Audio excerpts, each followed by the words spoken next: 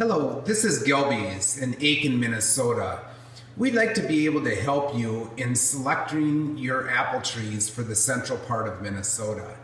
Here what we've done is we've tried to put together an information chart that's going to have 6 very important attributes, but there's one other attribute that we're also going to add to this when we're done. But let's start that as you're looking for an apple tree this year, let's say, for example, you want to get a Zestar apple. This has been a very popular apple for Gelby's. So now we know that we have the variety, which would be Zestar, but it's important to understand the parent. And in this case, the parent is State Fair in a Minnesota selection.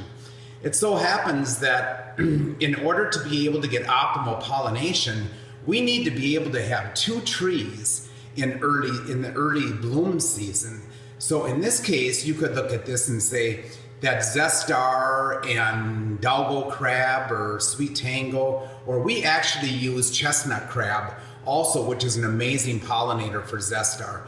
Because you look at these and they have different parents, but where they have the same parents, you're not going to be able to have optimal pollination. So it's important to understand that who the parents are for the apple. Also, you want to make sure you understand, is it a very early bloom, early, or it goes into mid, it goes into late mid or mid-late, and then it actually all goes all the way down into late.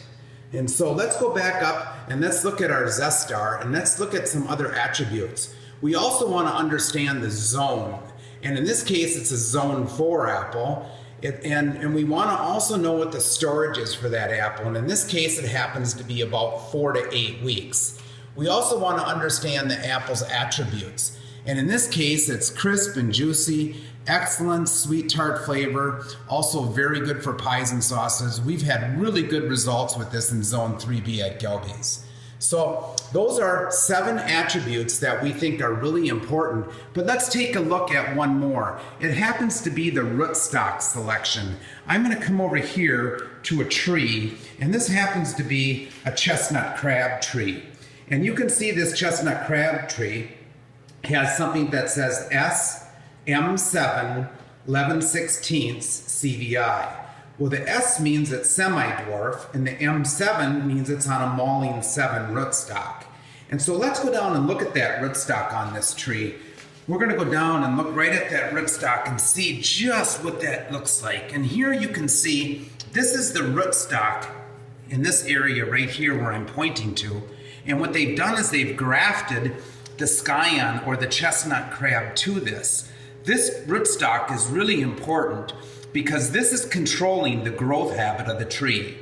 The scion is always going to be the same, and there are many different rootstocks that you can choose from. So when you're making your tree selection, make sure you also remember to make sure you fully understand the rootstock that you're getting that tree on. Thank you. Hopefully this is helpful. Again, this is Gelby's Nursery and Orchard in Aiken, Minnesota.